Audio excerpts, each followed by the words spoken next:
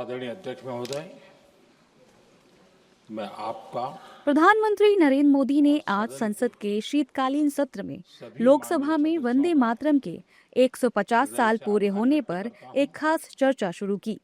हमने इस महत्वपूर्ण अवसर पर एक सामूहिक चर्चा का रास्ता चुना है, जिस मंत्र ने, जिस जयघोष ने देश की आजादी के आंदोलन को ऊर्जा दी थी, प्रेरणा दी थी, त्याग और तपस्या का मार्ग दिखाया था, उस वंदे मातरम का पुण्य स्मरण करना इस सदन में हम सबका ये बहुत बड़ा सौभाग्य है और हमारे लिए गर्व की बात है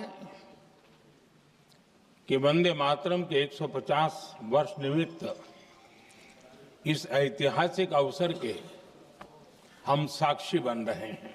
ये चर्चा सदन की प्रतिबद्धता को तो प्रकट करेगी, लेकिन आने वाली पीढ़ियों के लिए भी, दर पीढ़ी के लिए भी ये शिक्षा का कारण बन सकती है अगर हम सब मिलकर के इसका सदुपयोग करें तो। लोकसभा में वंदे मातरम पर चर्चा को लेकर सियासी माहौल पूरी तरह से गरमाया हुआ है। प्रधानमंत्री नरेंद्र मोदी ने हाल ही में कांग्रेस पर 1937 के एक फैसले को लेकर तीखा हमला बोला था। उन्होंने कहा था कि 1937 में वंदे मातरम के महत्वपूर्ण छंदों, उसके एक हिस्से को अलग कर दिया गया। हालांकि एनडीए नेताओं ने वंदे मातरम पर चर्चा को लेकर क्या कुछ कहा है, सुनिए। वंदे मातरम पे चर्चा भारत के इतने बड़े लोकतंत्र के मंदिर में नहीं होगी तो कहाँ होगी? कुछ लोग वंदे मातरम को मानते ही नहीं, वो बाबरी मस्जिद को मानते, तो इसलिए वंदे मातरम 150 साल हो रहा है और बंगाल की धरती से ही ये आजादी का ये गीत था। बिजनेस एडवाइजरी कमेटी में जो तय किया था उसके अनुसार आज सोमवार 8 दिसंबर को वंदे मातरम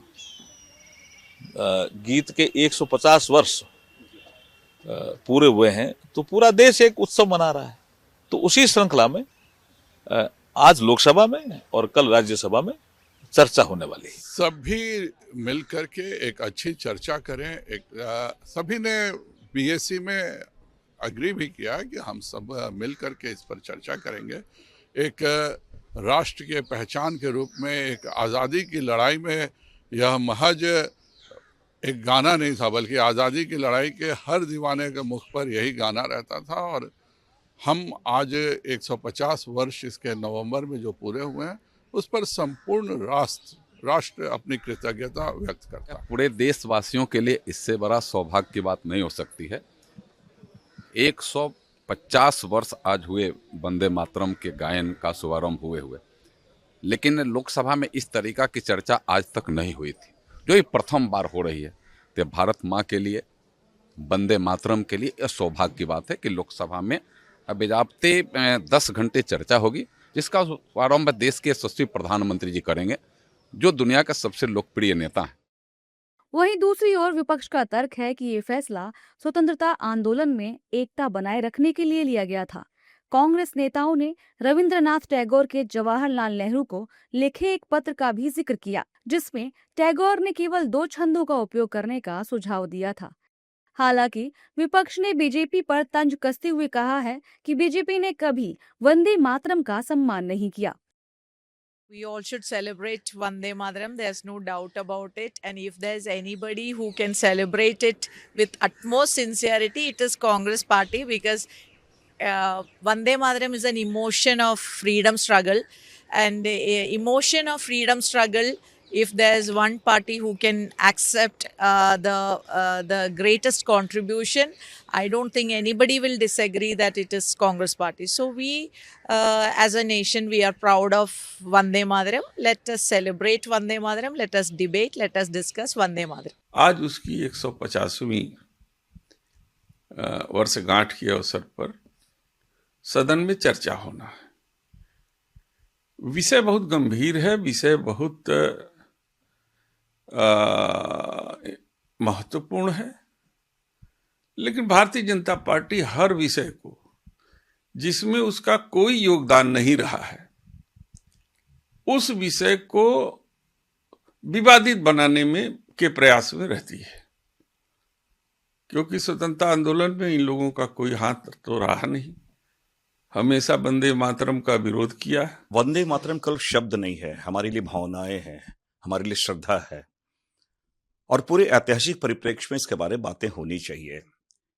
क्योंकि अगर हम समझते हैं कि ये बंकिम चंद्र चटर्जी जी ने आनंद मठ में इस राष्ट्रीय गीत जिसको हमने स्वीकार किया है, ये गीत उस समय के परिस्थिति के लोगों को संघर्ष की गाथा है, लोगों को त्याग की गाथा है, और साथ ही कैसे एक सन्यासी ने एक अंग्रेजों के ब्रिटिश के खिलाफ की लड़ाई की है, वो सारी चीजें हैं।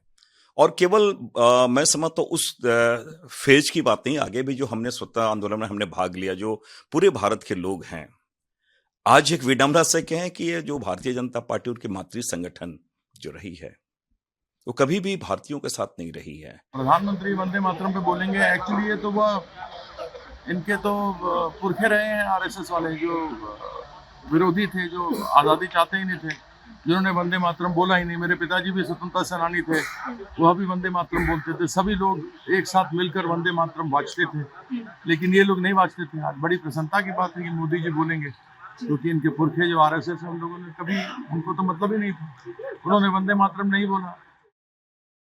जानकारी के लिए बता दें कि लोकसभा के बाद राज्यसभा में वंदे मातरम पर मंगलवार को चर्चा होगी, जहां गृह मंत्री अमित शाह चर्चा की शुरुआत करेंगे और स्वास्थ्य मंत्री तथा राज्यसभा में नेता बीजेपी नड्डा दूसरे वक्ता होंगे।